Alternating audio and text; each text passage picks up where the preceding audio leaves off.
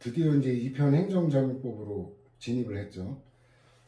근데 그 진행하기 전에 확인한다고 한 게 하나 있었죠. 그 부적법한 신고 이유가 관련해서 236에 그 동그라미 3번 있죠. 요 신고 의무가 이행되지 않은 영업을 양수하는 자, 이거는 불법 영업이기 때문에 처벌 대상이다. 이게 원칙적인 거잖아요. 근데 그 863에 그 이례적인 판례가 863에 있는데 863의 그 8번 이게 이제 원칙적인 거로 인용했는데 그 밑에 판례가 신고 없어도 위법이 아닌 경우가 있을 수 있다. 이건 참 희한한 판례인데. 자, 요게 이제 이거 236에 그 세 번째 판례하고 연결되는 거예요. 위법한 영업은 보상 대상에서 제외된다는 의미인데 이 자체가 정당한 보상의 원칙에 배치된다고 할 건 아니다라는 거, 원칙은. 근데 이게 참 이해가 안 되는데 그 이론적으로도 이거에 관해서 박근성 교수가 신고를 나눠볼 수 있다는데 그 논거가 명확하지 않거든요.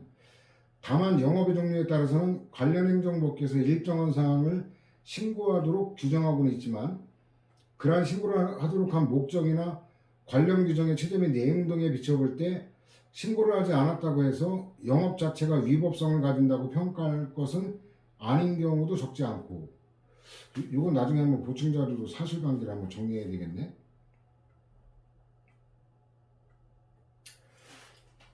이런 게 무슨 사건인지를 밑에 그 나와 있구나. 자, 이러한 경우라면 신고 등을 하지 않았다 하더라도 영업손실 등에 대해서는 보상을 하는 게 헌법상 정당보상 원칙에 합치하므로 이 시행규칙 규정은 그러한 한도에서만 적용되는 거로 제한하여 해석 새겨야 한다. 여기가 그 사례가 여기 나와 있는데 그 체육시설업의 영업주체가 영업시설의 양도나 임대 등에 의해 변경됐지만 주체가 변경됐죠. 그에 관한 신고를 하지 않은 채 영업을 하던 중에 공익사업으로 영업을 폐지 또는 휴업하게 된 경우 임차인 등의 영업은 보상 대상에서 제외되는 위법한 영업이 아니다라는 거죠. 그러니까 이거는 비교하자면 어떤 거냐면 보충자를 만들 필요가 없는 거예요. 그 손실보상과 관련해서만 그렇다라는 이렇게밖에는 해석할 수가 없어요. 왜냐하면 논거가 없기 때문에.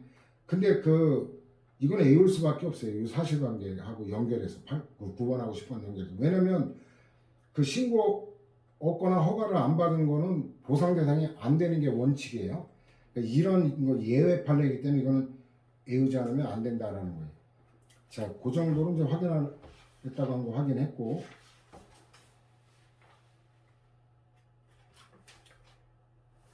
자, 이제 행정입법에 접어들었는데, 행정입법 하면 법규명령하고 행정규칙이 있다는 거 알죠? 여기서 그렇게 어려운 논점들은 없어요. 행정입법은 행정부에 의한 입법을 얘기하는 거죠. 필요성과 문제점, 상식적인 얘기예요.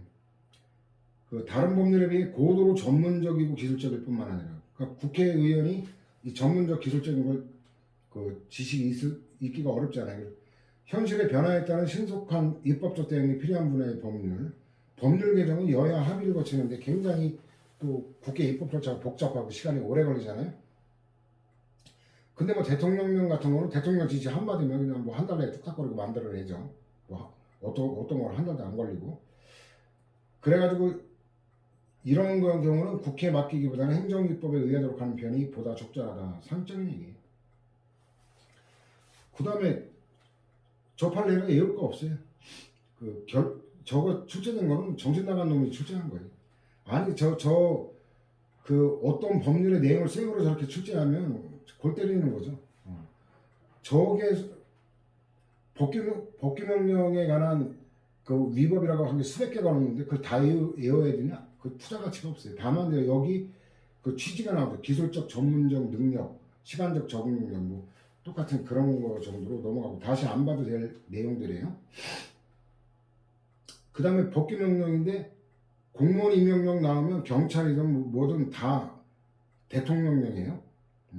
그러니까 그 정도는 알아두면 돼. 이게 여러 번 출제가 됐잖아요. 그래서 이건 대통령령은 그 내용이 어찌됐든 법규명령으로 봐요. 이게 이제 특수한행정규칙에서 다음 시간에 보게 되는데 278 있죠. 자, 278에 보면 대통령령 형식일 때는 법규명령서를 취한다는 거죠. 이게 245하고 배경지식이고.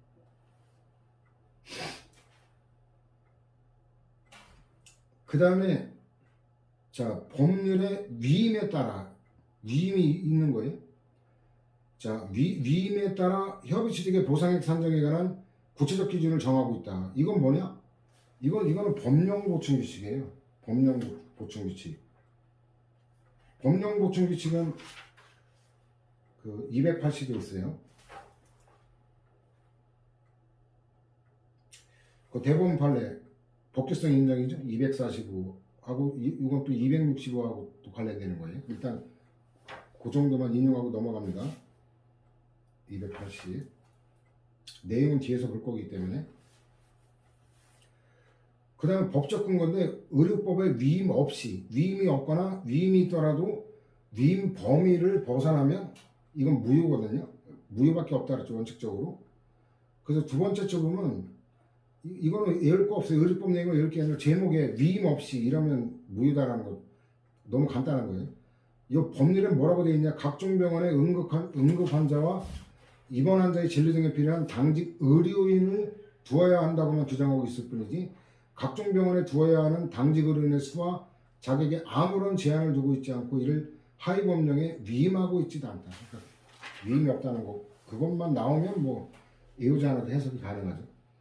법률의 시행령이나 시행규칙의 내용이 모법의 입법 취지와 관련 조항 전체를 유기적 체계적으로 살펴보아 모법의 해석상 가능한 것을 명시하는 것에 지나지 않거나 모법 조항의 취지에 근거하여 이를 구체하기 위한 것인 경우 모법이 직접 위임하는 규정을 두지 않았다고 하여 무효라고 볼 수 없다. 이건 안 보면 조금 헷갈릴 수 있는 건데 보면은 헷갈릴 게 없죠. 뭐 해석상 가능한 거, 그 취지의 근거 이러니까 뭐 위법이라고 볼 수가 없잖아요, 그죠? 그다음 한 개 위임 형식과 수임 기간 두 가지를 특정해야 된다는 거예요. 그래서 최근도 아닌데 한참 지났는데 옛날에는 그 형식을 강조하지 않았다 형식 자체를 굉장히 강조하는 판례가 또 나왔죠. 그래서 법률이나 대통령령으로 규정할 사항을 불용어로 규정한 경우 불용은 무효다. 이 법률에 관한 건 본질성 소홀에 따른 그거죠. 그 다음에 위임하더라도 대통령령으로 정한다면 대통령령으로 정해야지 불용을 정하면 무효라는 얘기예요. 그 다음에 시행규칙에서 시행령의 위임에 의한 것임을 명시하지 않은 경우에도 시행령과의 위임관계를 인정할 수 있다. 통상적으로 이렇거든요. 그 법률에서 대통령령으로 정한다. 그러면 대통령령에서 이제 정할 거 아니에요? 그리고 또 세부적인 거는 보건복지부 장관이 정한다.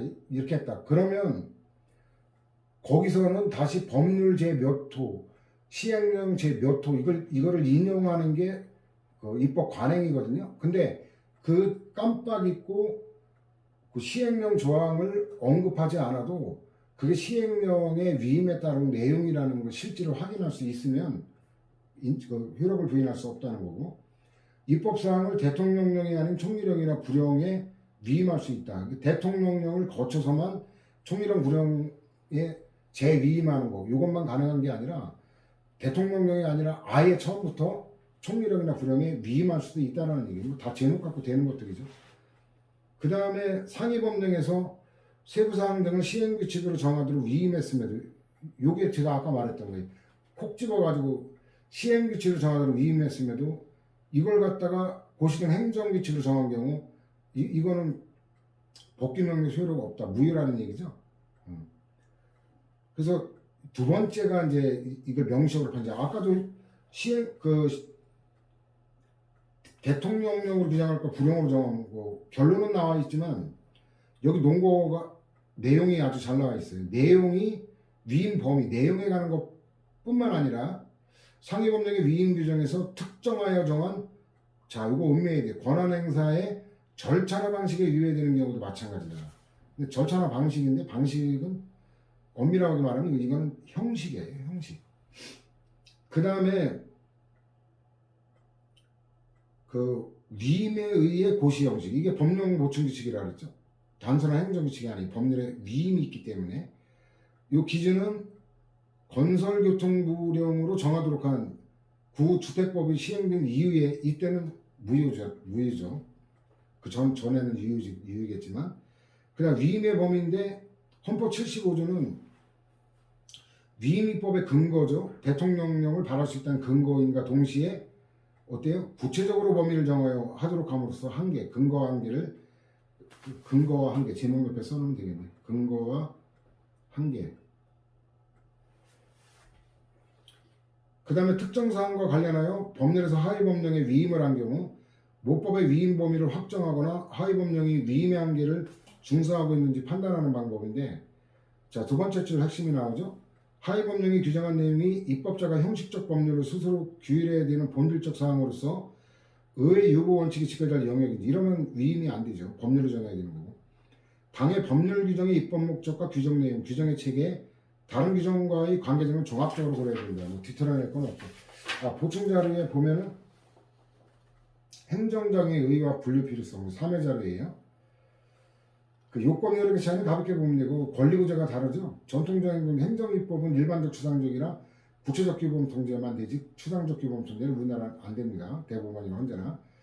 행정행위는 이 항고소송이죠. 행정강제는 집행정지에 관한 특이한 게 있고 확약은 학술 판례가 다르죠. 행정계획 이거는 이제 이하는 구속적, 비구속적, 권력적, 비권력적인 거에 따라 다르죠. 그 행정작의 종류를 일단 알아야 되는 거예요. 그리고 나서 법적 성질을 논해야 권리구제 수단이 확정돼요. 이게 사례 문제가 출제되면 일단 그 사례 문제가 되는 그 행정작용의 성질부터 먼저 밝혀져야 돼요. 그래야 권리구제가 도출될 수 있는 거거든요. 자, 그 다음에 다시 교과서 248로 오면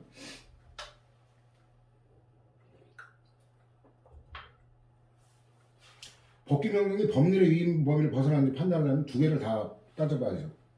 법률 내용이 뭔지 법률을 해석해야죠. 그리고 법규명령도 내용이 어떤지 해석을 해야죠. 그리고 이제 양쪽을 비교해야죠. 이건 뭐 이럴 것도 아니에요. 위임 법률 조항의 형식과 내용뿐만 아니라 법률만이 아니라 법률의 전반적인 책임과 목적 등도 아울러 고려하여 먼저 법률의 위임 범위 한계를 객관적으로 확정한 다음에 그 다음에 법규명령의 내용과 비교해서 판단해야 된다. 너무 상식적인 거죠. 이게 똑같잖아요. 법률이 헌법에 위반되는지 헌법재판도 마찬가지죠. 일단 헌법의 내용이 뭔지를 해석해야죠. 그리고 그 대상 법률이 위헌인지 아닌지를 판단하려면 법률을 해석해야죠. 그러니까 헌법의 재판에서도 헌법 해석과 법률 해석이 필요하고 그러니까 이제 대법원이 법률 해석한 것과 헌법재판소가 법률 해석한 게 다를 경우가 발생하죠. 이럴 때 한정위헌, 한정합헌 이 문제가 발생하는데 우리가 이미 앞에서 봤죠. 대법원은 그 법률의 해석 권한은 법원의 전속적 권한이라 헌재 권한이 아니다. 따라서 한정위헌, 한정합헌 결정은 법원을 구속하지 않는다. 무시해버리는 게 바로 같은 논리 구조죠. 구체적으로 이 위임이 필요한 이유 논건데 법치주의 원칙과 그죠? 이걸 갖다 포괄적으로 다 넘기면 법치주의가 붕괴되잖아요. 주객이 전도되고 의회민주주의 원칙, 본질성설 그 다음에 권력분립의 원칙, 국회 입법권을 포기하고 행정부로 넘기는 결과가 되니까 지금 윤석열 정권의 지금 시행령을 통한 이거는 권력분립에 명백하게 위반되는 거예요. 시행령 갖고 모법을 갖다가 피해가는 탈법 행위 이거 탄핵사입니다. 한동훈 탄핵사예요. 시행령의 위헌 여부와 위임 규정의 위헌 여부의 관계인데 그 두 번째 줄 대통령령에서 규정한 내용이 정당한 것인지 여부와 위임의 적법성에는 직접적 관계가 없다. 그러니까 위임 법률하고 대통령령은 별개이기 때문에 대통령령이 위법이라고 그 법률 자체가 위법이라고 필연적으로 연결되는 건 아니다라는 거 당연하잖아요. 대통령령의 규정이 위헌으로 되는 건 변론으로 하더라도 적법하게 입법권을 위임한 수권법률 조항까지도 위헌으로 되는 건 아니다. 별개다라는 거. 법률하고 대통령령은 그 형식도 그렇고 주체도 다르잖아요. 그죠? 법률의 시행령이 형사처벌에 관한 사항을 규정하면서 법률의 명시적 위임 범위를 벗어났다 이런 부유다. 뭐 뻔하죠. 구체적으로 범위를 정하여 이거는 개별적 구체적 위임만 되는 거지 일반적 추상적 포괄적 전면적 백지임 다 안 되는 거죠. 근데 여기서 드러내지는 않은데 세 번째 줄 보면 이 일반적인 용어하고 달라요. 구체적이라는 것은 일반적 추상적에서는 안 된다는 거. 왜냐하면 구체적의 반대는 추상적이고 일반적인 거의 반대는 그 일반적 개별적이거든요. 그러니까 이 법률 용어로서는 이런 판시는 결정인데 이거는 이례적인 거라 눈여겨볼 필요는 있어요. 범위를 정한다는 거는 포괄적 전면적이어서는 아니 된다고 의미하는 거고 그 다음에 뭐 구체적 개별적 이의만 허용된다는 거는 이거는 입법권을 백지임하는 것이나 다름없어. 백지임 이런 용어 익히면 되고 의회 입법 원칙이나 법치주의를 부인하는 것이 되고 행정권의 부당한 자의와 기본권 행사에 대한 무제한적 침해를 초래할 위험이 있기 때문이다. 똑같죠. 총리령 무령도 헌법에 명시적 규정 없죠. 이것도 외워놔야 돼. 이것도 출제된 거예요. 헌법 75조가 대통령령이고 총리령 무령은 95조인데 대통령령은 아까 잡았지만 구체적으로 범위를 정하여 위임받은 사항에 하나 이런 말이 나오는데 총리령 무령에는 그게 없어요. 그렇지만 해석은 똑같다는 상식적인 거고 실질에 따라 그 판단하지 형식에 따라 판단하지 않는다. 또 유기적 체계적으로 종합 판단하는 거지 한 조항만 놓고 판단하지 않는다. 또 규제 대상의 성질에 따라 구체적 개별적 검토하는 거지 획일적이지 않다. 침입적이냐 수익적이냐 이런 걸 나눠 따진다는 거예요. 그래서 구체적인 위임의 범위는 규제하고자 하는 대상의 종류와 성격에 따라 달라지는 것이어서 일률적 기준을 정할 수는 없지만 적어도 위임명령이 규정될 내용 및 범위의 기본사항이 구체적으로 규정되어 있어서 누구라도 당의 법률이나 상위명령으로부터 위임명령에 규정될 내용의 대강을 예측할 수 있어야 하나 예측 가능성의 의무는 당의 위임조항 하나만을 가지고 판단할 게 아니라 그 위임조항에 속한 법률이나 상위명령의 전반적인 체계와 취지 목적 당의 위임조항의 규정 형식과 내용 및 관련 법규를 유기적 체계적으로 종합 판단해야 되고 각 규제 대상의 성질에 따라 구체적 개발적으로 검토함을 요한다. 이제 하나하나 뜯어보는 건데 실질적 예측 가능성 이건 뭐 당연한 얘기고 그 다음에 그 밑에 판례 보면 그 당의 법률의 전반적 체계가 뭐 똑같은 얘기들이 굳이 이거는 뭐 기출 그것 때문에 변호사 그때만 보여준 거고 똑같아요. 법률 특정 사항과 관련하여 시행령의 위임을 한 경우 그 시행령이 위임의 한계를 준수하고 있는지 판단하는 기준인데 그 역시 뭐 종합적으로 살펴야 된다는 얘기고 법률의 위임 규정 자체가 그 의미 내용을 정확하게 할 수 있는 용어를 사용하여 위임의 한계를 분명히 하고 있는데도 시행령이 그 문헌적 의미 한계를 벗어났다든지 위임 규정에서 사용하고 있는 용어의 의미를 넘어 그 범위를 확장하거나 축소함으로써 위임 내용을 구체화하는 단계를 벗어나 새로운 입법을 한 거로 평가할 수 있다면 위임의 한계를 일타는 거로 허용되지 않는다. 그 다음에 실질을 객관적이라는 말로도 표현해요.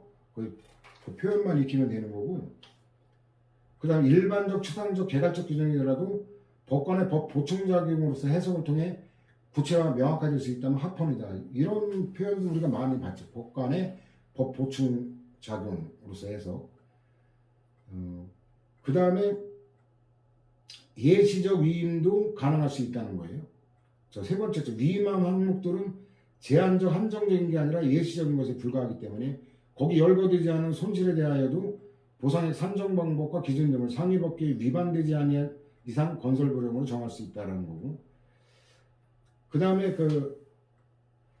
뭐 앞에 나왔던 건 똑같죠. 유기적 체계도 살펴봐 모법에서는 가능한 걸 명시한 거에 지나지 않거나 뭐 구체하게 한 거 앞에도 나왔죠. 우위라고 할 수 없고 이거는 지방자치단체 교육감이 지정한 교육규칙과 상위법률 관계도 마찬가지다. 그래서 뭐 대통령령이나 부령하고 교육규칙도 똑같다. 결론은.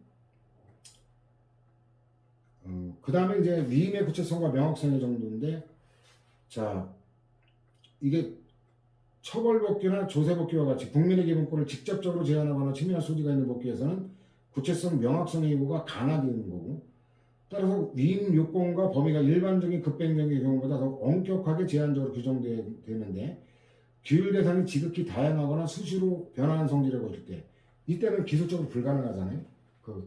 다양한 걸 다 구체적으로 할 수가 없죠. 위임의 구체성, 명확성 요건이 완화된다. 이것도 이제 하나하나 또 나눠보는데, 엄격한 영역이 침입적 영역이 형벌, 이건 세 가지를 봐야 돼요. 보충성이에요. 특히 긴급한 필요가 있거나 미리 법률로서 자세히 정할 수 없는 부당한 사적인 이게 보충성. 그 다음에 형벌법규는 구성요건과 형벌이잖아요. 구성요건에서는 처벌 대상의 행위가 어떠한 것일까라고 예측할 수 있을 정도로 구체적으로 정하고, 형벌도 형벌의 종류에 사형이 있냐 없냐가 굉장히 중요하죠. 징역형도 있냐, 벌금형이 있냐, 벌금형만 있냐, 이거에 따라 굉장히 중요하죠. 또 징역형이라면 상한과 폭이 어떤지가 또 중요하죠. 폭을 명확히 규정하는 걸 조건 세 가지 다 이거 출제가 됐던 거예요. 세 가지 다 외워놔야 돼요. 그 다음에 뭐 저게 헌법재판인데 대법원도 똑같아요. 그 다음 과세요건 기본권을 제한하거나 침해할 소지가 있는 거. 그 다음 완화되는 게 급부행정 수익적인 거니까. 그 다양한 사실관계를 규율하거나 사실관계가 수주로 변화적게 예상될 때, 이게 포섭이 중학교 의무교육, 전국의 중학교 엄청나게 많죠. 60과 관련해서 미리 봤고, 보건위생 등 급부행정 영역인데, 보건위생 등 급부행정 영역에서는 기본권 침해 영역보다는 구체성의 요구가 다소 약화되어도 무방하고, 따라서 분만급여를 실시할 걸 규정한 이상 범위나 상한 기준까지 반드시 법률로서 정해지는 건 아니다라는 얘기죠. 그 다음에 자치사무, 이 자치조례에 대해서는 위임입법의 한계가 정되지 않는다. 이건 뭐 1편의 법치주의의 그 법률리버와 관련해서 봤죠. 조례는 민주적 정당성을 지니고 있는 주민의 대표기관인 지방의회가 제정하는 지방자치단체 자주법이고, 헌법상 포괄적 자치권이 인정되기 때문에 다른 법규명령과는 달리 일반적 포괄적 위임도 허용된다는 거. 조례에 대한 위임은 포괄적인 거로 족하다. 그러나 어때요? 주민의 권리를 제한하거나 의무 부과하거나 벌칙에 가는 거는 이거는 그 법률에 위임이 있어야죠. 포괄적 위임이라고 돼 있는데 어쨌든 위임이 있어야 되는데 없으면 무효죠. 그죠? 근데 포괄적으로 위임하면 그건 또 된다는 거고. 그 다음에 이제 그 D번 보면 사실관계 보면 판단할 수 있어요. 교육부 장관이 전자파 취약계층의 보호를 위해 경기도 내 유치원 및 초등학교 등을 전자파 안심지대로 지정하고 그곳에서는 누구든지 기지국을 설치할 수 없도록 하는 내용이죠. 그러니까 이건 법률에 위임 없이 그 주민의 권리 제한이잖아요. 기지국을 설치할 수 없도록 의무부가 부작 의무를 부과하니까 자 무효다라는 거. 그 다음에 이제 판단하는 방법 뭐 종합적으로 뭐 이딴 거라 그냥 가볍게 보면 될 거고. 여기는 이제 밑에서 세 번째 줄 보면 조례 규정 중에 관리동, 세차동 등 기타 시설의 부지면적 산정에 관한 부분은 상위 법령을 구체화한 것에 불과하고, 이 말 나오면 해석할 수 있죠. 그다음 또 이제 조례와 정관, 이것도 법률리부에서 봤던 거죠. 법률이 공법적 단체 정관의 자치법도 사항을 위임한 경우 이때 포괄위임 금지 원칙이 적용되지 않는다. 그래서 법률리부에서 안 봤던 게 대법원 규칙이죠. 위임입법이 대법원 규칙인 경우에도 수권법률에서 근거한 포괄위임 금지 원칙을 준수해야 하는 건 마찬가지. 이건 헷갈리면 안 돼요. 조례 정관하고 달라요. 마찬가지지만 그 국제성 명확성의 정도가 완화된다는 거예요. 왜냐면 대법원이 인권을 옹호하는 기관이 인권 유린하는 기관은 아니잖아요.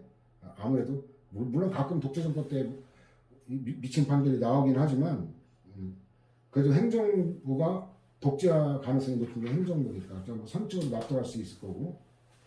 그 다음에 합법적 명령 해석인데 이거 합헌적 법률 해석이 헌법에 출제가 엄청나게 많이 되죠. 그 헌법에는 그 논거까지 다 외워야 되는데, 자 전제는 뭐냐면 두 번째 줄 모법에 합치된다에서도 가능한 경우라면 그 규정을 모법 위반으로 무효라고 선언해서 합니다. 대법원의 헌정과 베낀 거예요. 그래가지고 이게 위헌으로 해석할 여지도 있고 합헌으로 해석할 여지가 있을 때 가능한 거지, 위헌으로밖에 해석되지 않는데 이거는 안 돼요. 국가법체계의 통일성 논거, 그 다음에 상하규범 사이 충돌은 최대한 배제돼야 된다는 원칙, 그 다음에 추정 원칙까지. 민주법치 국가에서 규범에 일반적으로 상위 규범에 합치할 것이라는 추정 원칙, 법적 혼란과 법적 불안정, 법적 공백과 법적 방황, 이것까지 베껴왔어요. 대법원이. 참나 재밌는 친구들이. 폐해를 회피하기 위해서도 필요하다. 하여튼 취급 수험생하고 변호사 수험생은 논거까지 다 외워야 돼요.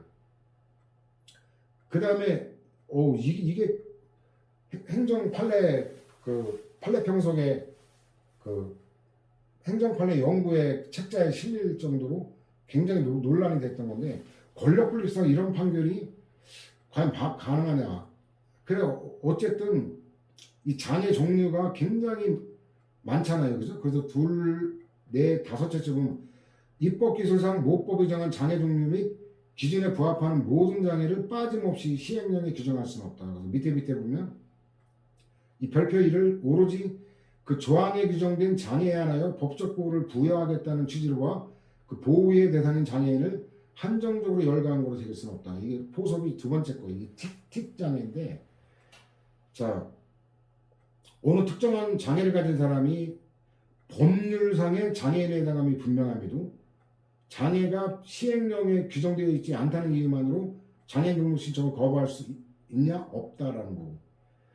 그 경우에 행정청이 취할 조치, 바로 이게 논란이 됐던 거예요. 권력 분립성. 네 번째쯤, 단순한 행정입법에 미비가 있을 뿐이라고 보이는 경우에는 행정청은 그 장애가 시행령에 규정되어 있지 않다는 이유만으로 장애인 등록 신청을 거부할 수 없다. 이 경우에 어떻게 해야 되느냐? 행정청으로서는 위 시행령 조항 중 해당 장애와 가장 유사한 장애의 유형에 관한 규정을 찾아 유치 적용함으로써 위 시행령 조항을 최대한 모법의 취지와 평등 원칙에 부합하도록 운영해야 된다. 그래가지고 이제 사실관계가 나오죠. 초등학교 때 운동틱과 음성틱, 이 증상이 모두 두 개가 동시에 나타나는 게 이 뚜렛 증후군이라고 하는 거. 진단을 받고 10년 넘게 치료를 받아왔으나 증상이 나아지지 않아 오랫동안 일상 및 사회생활에서 상당한 제약을 받던 갑이 장애인 복지법에 따른 장애인 등록 신청을 했는데, 갑이 가진 장애가 시행령에 규정되지 않았다는 이유로 관할 군수, 어디 군수였나? 궁금하네 또 갑자기. 군수가 갑의 장애인 등록 신청 거부하는 처벌하는 사람인데 이게 위법이라고 했죠. 그래가지고 결국은 구제가 됐는데, 과연 이런 식으로 밑에서 세 번째 줄 있죠. 관할 군수로서는 위 시행령 조항 중 갑이 가진 장애와 가장 유사한 종류의 장애 유형에 관한 규정을 유치 적용하여 갑의 장애 등급을 판정함으로써 갑에게 장애 등급을 부여하는 등의 조치를 취하여야 한다. 그럼 이거는 어떤 것과 관련해서 논란이 있냐면 기속력과 관련되는 거거든요. 기속력은 판결 주문에만 미치는 게 아니라 기판력과 달리 이유에까지 미치거든요. 그래서 저게 이제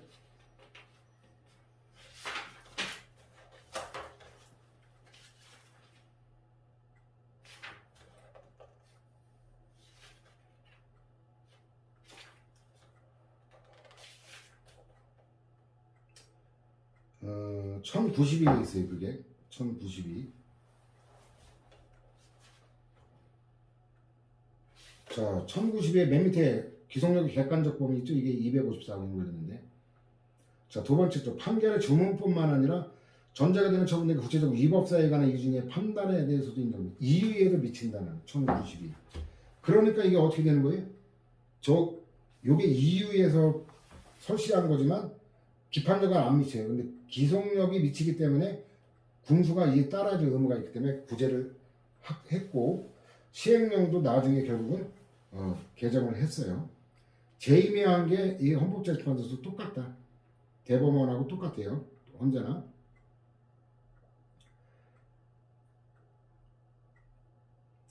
그 법률에서 위임받은 사항을 전혀 규정하지 않고 모두 재임하는 것은 위임받은 권한을 그대로 다시 위임할 수 없다는 복위임금리, 복위임이나 재위임이나 같은 말이에요. 반할뿐만 아니라 특검법의 내용 변경을 초래하는 거고, 대통령령 이외의 법규명령의 제정 개정 절차가 대통령령에 비하여 보다 용이한 점.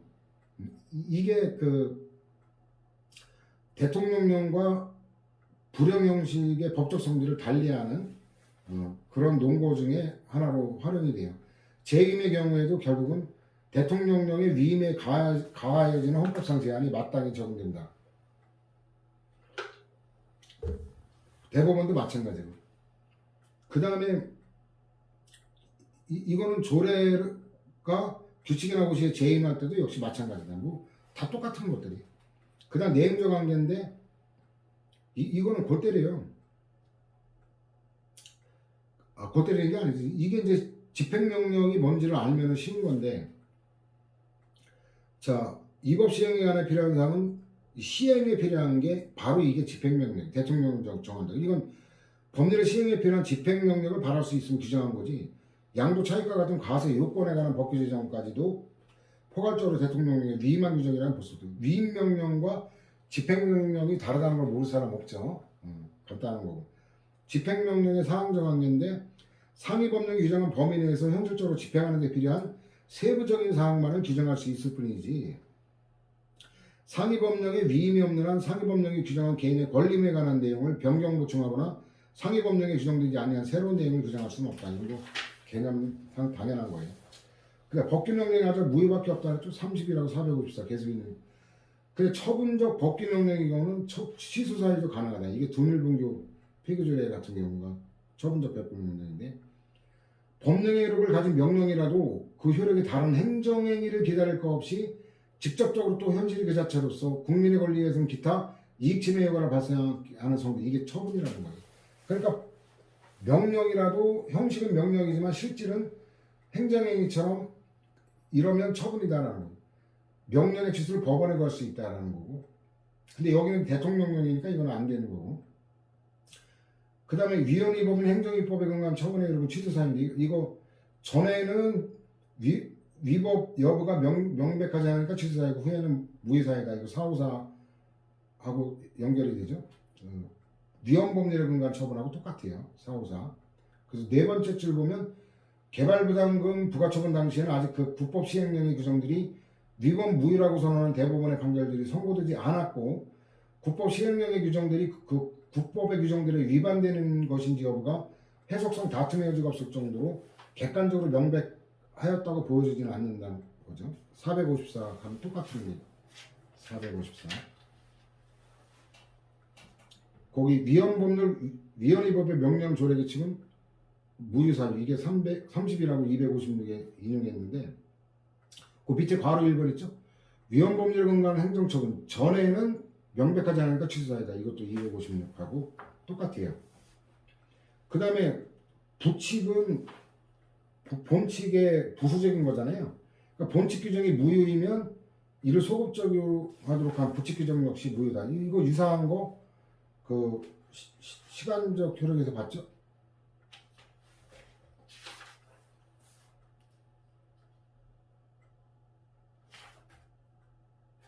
유사한 게 120일에 있죠?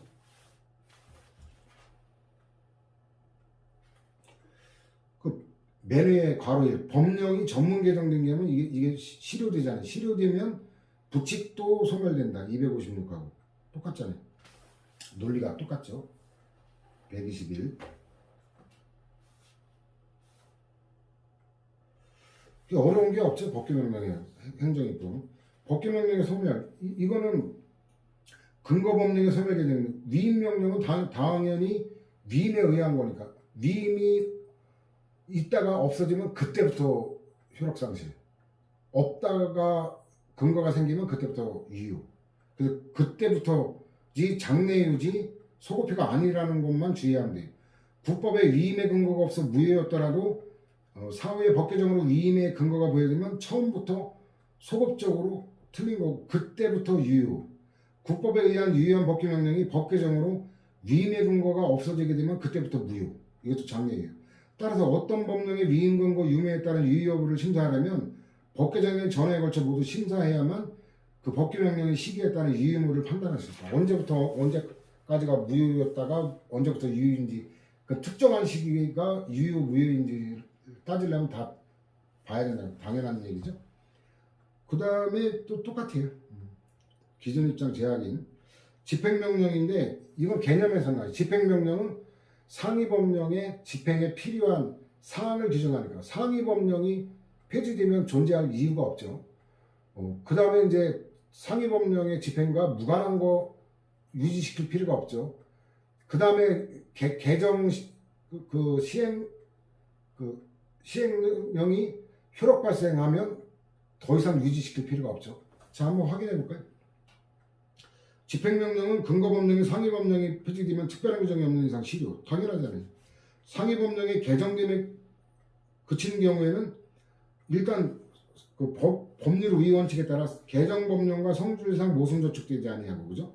그 다음에 또 개정된 상위법령의 시행에 필요한 사항을 규정하고 있어야 되고, 상위법령의 개정에 불과하고 당연히 실효되지 아니하고 시간적 한계고, 개정법령의 시행을 위한 집행명령이 제정 발의될 때까지는 여전히 효력을 유지한다. 출제 엄청 많이 되는데 뭐 이거 이럴 게 없죠. 개념에서 나오는 거예요. 수권법률에 대한 위헌 결정이 있으면 시행령의 효력도 실효된다. 법률이 위헌이 되면 당연하죠. 이건 위임 근거가 없어진 거니까. 법규명령에 대한 통제인데 법원에 의한 통제가 헌법재판소도 마찬가지예요. 구체적 규범 통제인데 보충자료 잠깐 볼까요? 구체적 규범 통제는 이런 용어는 어디서 나온 거냐면 그 대상이 처분을 대상으로 제기해야만 되면 구체적이라는 거예요. 왜냐하면 처분은 구체적 사실간의 법 집행이잖아요. 규범 통제긴 규범 통제인데 처분만 대상으로 제기할 수 있으면 구체적 규범 통제고, 추상적인 규범 자체를 직접 대상으로 제기하면 추상적 규범 통제예요. 그래서 이거 계속된 소송 사건의 재판의 전제지 규범이 재판의 대상이 되지는 못하는 거예요. 그래서 대상 보면은 의의보다 대상 보면은 구체적 기일인 처분을 대상으로 하냐, 추상적 기일인 규범 자체를 소송 대상으로 하냐. 그 규범에 대한 건 직접 대상이 못 되니까 간접 통제냐, 직접 통제냐. 사후적 규범 통제죠. 권리 침해. 일단은 처분이 있고 난 다음에 권리를 구제를 도모하는 거야. 이거는 인간은 합리적 존재, 이성적 존재인데 권리 침해가 명백히 예견되는데 침해를 당한 다음에 도모하라? 이건 말이 안 되는 거잖아요. 근데 추상적 규범 통제는 사전적, 사후적인데 프랑스는 아예 시행되기 전 단계에 통제를 해버려요. 근데 독일은 시행 후에 그 통제를 허용하기 때문에 사후적인데, 우리와 다른 점은 우리는 그 침입적 처분이 있은 다음에 기다렸다가 해야 되는데, 그 독일 같은 경우는 효력 발생된 거를 직접 대상으로 제기할 수 있다. 그래서 우리 같은 의미의 사후적 통제가 아닙니다. 그래, 원고적 격이 제한돼요. 처분에 관련된 자만 하는데 원고적 격이 넓어요 더. 그 다음에 예를 들어 보면 지금 이제 법률이 바뀌었는데 옛날 그 시행령에 이게 지금 거는 아니에요. 지금 바뀌어가지고 인용하기 적절하지 않은데, 이제 법률에서 위임을 했죠. 그게 뭐냐면 그 시행령에 뭐라고 돼 있어요? 26지. 공원관리청이 정하는 지역에서 인화물질을 소지하거나 흡연을 하는 행위인데, 그래가지고 이건 상식적으로 보면 돼요. 1차 위반하면 10만원, 2차 위반 시 20만원, 3차 이상이면 30만원인데, 그 다음부터는 계속 4차, 5차, 6차 이거는 다 30만원이고, 참고로 얘기하면 1년 단위, 이건 해가 바뀌면 다시 1차부터 또 시작되는 거예요. 그래서 이런 걸 뭐라 그러냐? 가중된 제재 처분이라는 거예요. 위반 행위의 수에 따라 점점 제재가 가중된다. 그래서 가중된 제재 처분. 이게 협의회 소익에서 엄청나게 중요한 논점인데, 자, 그러면 한번 볼까요? 그 목적은 정당하죠. 등산객의 보건권, 그죠? 그 다음에 환경권, 자연환경 보죠. 산불 나면 다 태워먹을 수 있으니까. 방법의 적정성은 어떨까요? 적절하죠. 어쨌든 목적 달성되죠. 침해의 질서는 어떨까요? 저는 이거 위반이라고 생각해요. 왜냐하면 덜 침해적인 방법이 있죠. 어떻게?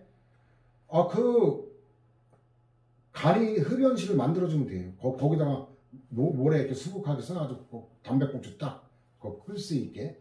그러면 그 등산로에서 좀 이탈하는 곳에 설치해주면, 그러면 등산객의 보건권 침해도 안 되고 산불 위험도 없고. 그 말레이시아 같은 그런 우리보다 조금 낮게 평가되는 나라도 산에 1시간에 한 군데씩 화장실하고 식수대, 흡연 장소가 마련돼 있대요. 나는 침해 실성 위반된다고 생각해. 법익의 균형성, 마찬가지죠. 이거 어때요? 사익 침해가 엄청나죠. 덜 침해적인 방법으로도 공익을 달성할 수 있는데, 아니 지리산 저도 종주할 때 2박 3일로 갔는데 그 이틀에 걸쳐 그 무슨 절이었더라? 남원의 화엄사 거기서 노고단 올라가는 게 완전 땡칠이 다 돼요. 요새는 이제 대부분 노고단까지 차 갖고 가서 거기서 시작되는데, 아니면 그 당일치기 하려면 저쪽 그 경남 함양 쪽에 증산이죠. 증산리로 당일치기고, 그 요새 노고단 하면 그 이틀 코스인데, 저는 뭐 이틀 2박 3일에서 이틀에 걸쳐 천왕봉 올라갔는데 담배 피러 다시 내려갔다 다시 올라오란 말이에요. 그 뭐 말이 안 되는 발상이죠. 아니 그럼 씨발 담배를 끊던가 반발할 수 있죠. 그러면 오줌똥 같은 거는 어떻게 할 거예요? 똥오줌 아무데나 싸버리면 어때요? 자연환경 오염되죠. 등산객에게 피해를 주죠. 자, 그러면 국립공원 전부에서 똥오줌 금지. 자, 이게 말이 되는 거예요? 말이 되냐고요? 화장실을 만들어서 주고 나서 지정된 화장실 이외에서 오줌똥 쌀 때 단속해야 그게 합리적인 거 아닌가요?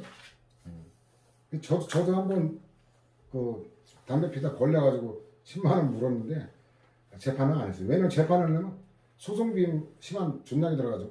1심부터 대법원까지 가야 될 거 아니에요.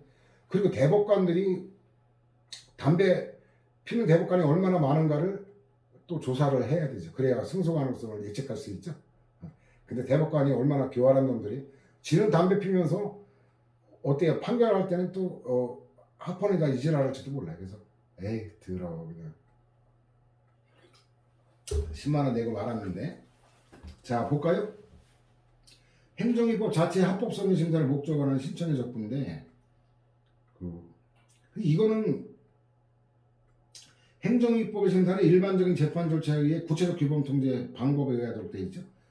구체적 사건의 심판을 위한 선결 문제로서 행정위법의 위법성을 주장하여 법원에 대하여 당해 사건에 대한 적용 여부 판단을 구할 수 있을 거다. 뭐 구체적 규범 통제라는 얘기죠. 법원이 법률하에 법규명령, 규칙, 조례, 행정규칙 등이 위헌위법인지를 심사하기 위한 요건으로서 재판의 전제성이 의미 및 법원이 구체적 규범 통제를 통해 위헌위법으로 선언할 심판 대상은 재판의 전제성이 인정되는 조항에 한정된다라는 거예요. 이거는 이제 9급에 나왔다면 이게 비판받을 출제인데 7급에 나왔기 때문에, 근데 문제은행에 들어갔기 때문에 알아서 해야 돼요. 9급 수험생. 더군다나 대법원 판례잖아요. 재판의 전제는 구체적 사건이 법원에 계속 중요해야 된다. 처벌을 대상으로 제기된 사건이 있어야 된다는 얘기고, 위헌위법인지가 문제된 경우에는 규정의 특정 조항이 해당 소송사건의 재판에 적용되는 것이어야 되고, 조항이 위헌위법인지에 따라 그 사건을 담당하는 법원이 다른 판단을 하게 되는 경우, 결론이 똑같다는 심사할 이유가 없잖아요. 옛날에 주류적인 처분성 부정이죠. 부정된 거 외울 게 없어요. 인정된 거, 옛날에 처분적 법규명령에서 인정된 게 딱 하나 있어요. 두밀분교 폐지조례. 이 두밀분교가 경기도 상생면의 상색초등학교 분교가 두밀분교였는데, 이거 딱 하나 있었고, 이때 피고는 경기도 교육감이에요. 근데 이제 그 법무사법 시행규칙, 이게 대법원에 충격을 준 거예요. 법무사법 시행규칙은 법률이 아니잖아요. 헌법소원 인용을 해버렸어요.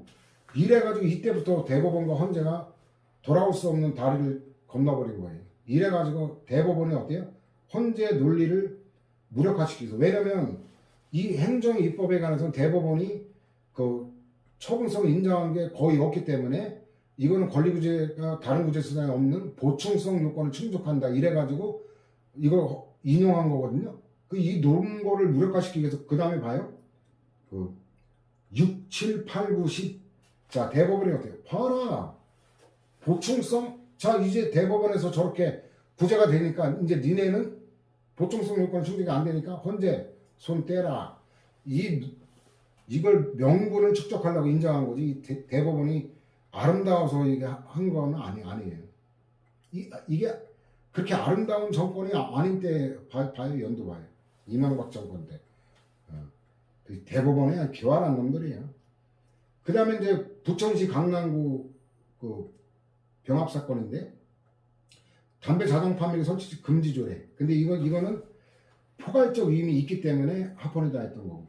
진정 입법 부작위는 전혀 안 한 거죠. 이건 권리구제 소원이죠. 왜냐하면 이건 법률이 전혀 없는 거니까 그 위헌 법률 심판 대상 자체가 없으니까 위헌 소원으로 갈 수가 없어요.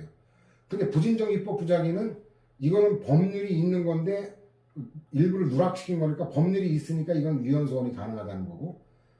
그 다음에 6, 7, 8, 9, 10은 미안하지만 외워야 됩니다. 근데 다행히 8, 9번은 논거가 있어요. 그래서 여기다가 8, 9번은 저거 뒤에 앞에서도 한번 봤고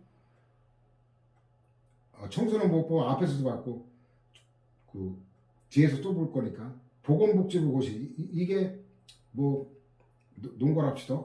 논거 같지도 않네. 외워둬야 돼요. 불형에 대한 처분성 부정, 대통령령에 대한 것도 부정. 처분 법령에는 예외적으로 되어 있는데 이건 일반론을 판시한 거고. 그 다음에 조밀분교 폐기조례 있죠. 처분조례는 처분에 해당하고 피고는 지방자치단체장이다. 그래서 밑에 두 번째 줄 왜 그러냐? 피고는 960일과 연결되는데 지방자치단체 집행기관으로서 조례로서 효력을 발생시키는 공포권이 있는 지방자치단체장이다. 960일.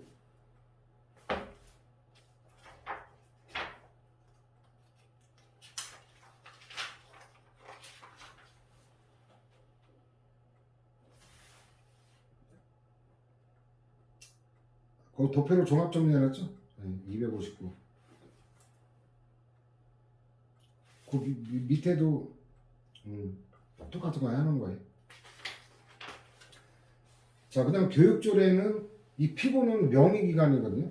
교육조례 공포권은 교육감이 있기 때문에 교육감이죠. 두 번째 줄 나오죠. 시도교육감에게 지방교육에 관한 조례안의 공포권이 있다고 지정. 그 다음에 이제 학교 폐지 조례 공포 후에 분교장 폐쇄, 직원 인사이동, 급식학교 변경, 이건 처분서 부정이죠. 이거는 세 번째죠. 분교 폐지에 따른 사후적인 사무처리에 불과할 뿐이고 권리 침해와 직접 관계되는 건 폐기 조례 자체라는 거죠. 그 다음에 전원합의체 심판 대상의 명령규칙에는 이거 우리가 계속 얘기하잖아요.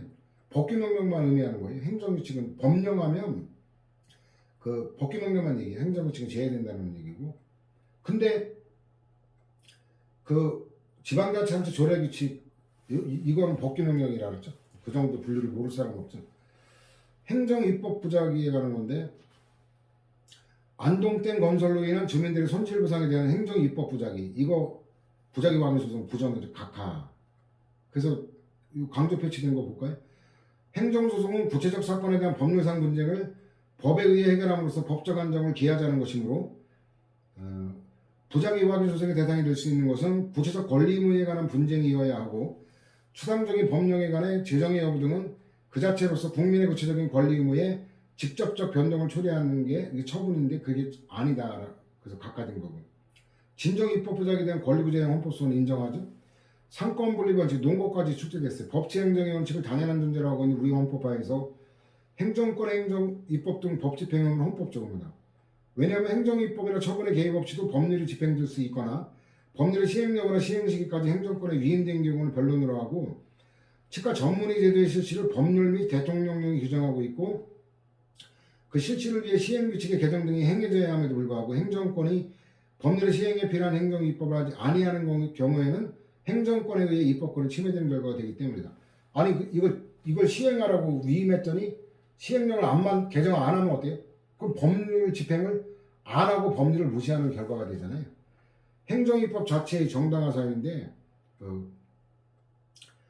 상당한 기간을 필요로 하면 합리적 기간 내에 지체 이거는 위헌이 아니다. 상식적인 얘기고 그 다음에 부진적 입법 부작위에 대한 위헌소원 이거 보충자료 설명했죠. 부진적 입법 부작위 이거는 적극적인 헌법소원을 제기해야 되고 이때는 어때요? 헌법재판소법 소정에 제소기간을 준수해야 된다. 이것도 7급이니까 그런데 9급 수험생 나오면 깜짝 놀랄 건데 이게 진정입법 부작위는 기간 제한이 없거든요. 헌법소원 제기기간. 그 다음에 사법시험령에 관한 거 이거 행자부 장관에게 지금 행정안전부죠. 자기 의무가 없다. 이거는 논 거 보면 그 쉬워요. 자, 행정입법의 부작위가 위헌입법이라고 하려면 행정청이 행정입법을 해야 될 자기 의무를 전제로 하죠. 부작위라는 개념 자체가 일정한 행위를 해야 할 법률상 의무가 있음에도 불구하고 이를 하지 아니하는 것을 말한다. 이게 행정소송법 2조 2항의 부작위 개념이거든요. 그 법률상 의무가 없으면 부작위가 성립이 안 해요. 근데 여기는 법률상 의무에 관한 건 판례이기 때문에 안 나와 있네. 자, 그거 알아두면 될 거고 어차피 이론 강의 때 다 들었고 핵심 정리 먼저 들은 친구들 먼저 봤죠. 자기 의무가 인정되려면 그 행정입법 제정의 법률의 집행에 필수 불가결한 거야 되는데 행정입법의 제정 없이 상위 법령의 규정만으로도 집행이 이루어질 수 있는 경우는 굳이 하위 행정입법 제정의 자기 의무는 인정되지 않는다는 거죠. 그래서 사법시험령에서 그 시험의 성적을 산출하여 합격자를 결정하는 데 지장이 없을 정도로 충분한 규정을 두고 있다. 이게 배경이에요. 그 다음에 이 법률에서 군법무관의 보수의 구체적 내용을 시행령에 위임했음에도 불구하고 지정하지 않으면 불법행위, 국가배상 인정된 거고. 그래가지고 그 입법 부작위에 대한 헌법소원은 보충 자료로 해놨는데 이건 그냥 여러분들 읽어보면 될 거예요. 자, 그 다음에 헌법재판소에 대한 통지. 이게 굉장히 대법원하고 헌재가 갈등으로 간 그 계기가 됐던 거죠. 법무사법 시행규칙, 여기에 헌법소원 예외적으로 인정했다 했죠. 입법부에서 제정한 법률, 행정부에서 제정한 시행령이나 시행적 규칙 및 사법부에서 제정한 규칙 등은 그것들이 별도의 집행행위를 기다리지 않고 직접 기본권을 침해하는 것일 때에는 모두 헌법소원 심판에 대상이 될 수 있다. 법무사법이 대법원 규칙으로 정하도록 위임한 이른바 법무사 시험의 실시에 관해 필요한 사항이란 시험 과목이나 합격 기준, 시험 실시 방법, 시기, 횟수 등 시험 실시에 관한 구체적 방법과 절차를 말하는 거지 시험을 실시할지 말지 여부까지도 대법원 규칙으로 정하라는 말은 아니다. 법원행정처장은 법무사를 보충할 필요가 있다고 인정되는 경우에는 대법원장의 승인을 얻고 법무사 시험을 실시할 수 있다라고 규정했는데 이는 법원행정처장이 법무사를 보충할 필요가 없다고 인정하면 법무사 시험을 실시하지 아니해도 된다는 것으로 상위법인 법무사법에 의해 청구를 비롯한 모든 국민에게 보여준 법무사 자격 취득의 기회를 하위법인 시행규칙으로 박탈하고 법무사업을 법원, 검찰청 등의 퇴직공무원에게 독점시키는 것이다. 이게 옛날에는 법원 공무원으로 사무관 5년, 6급부터는 10년 이상 재직하면 당연히 법무사 자격이 나오고 시험을 안 봤어요. 근데 이게 이제 논란이 되니까 그 법률을 국회가 개정했어요. 근데도 어때요? 농간질 또 한 번 한 거예요.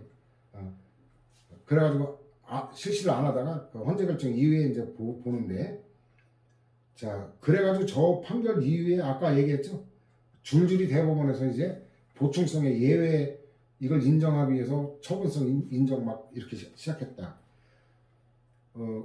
참 이거 추잡스러운 변명 사건이에요. 당구장 경영자인 청구인에게 당구장 출입문에 18세 미만자에 대한 출입금지 표시를 하게 하는 거, 이거는 위헌이다라는 건데, 자, 세 번째죠.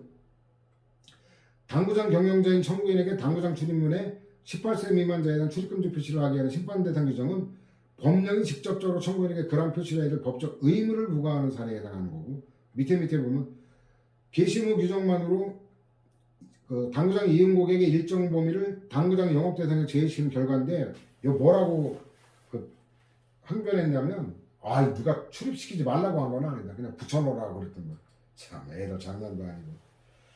그 다음에 그 특별한 논거가 없죠. 조례도 가능하다. 자, 이렇게 해서 드디어 행정 입법의 법규명령까지 다루고 행정규칙은 다음 시간에 진행하겠습니다.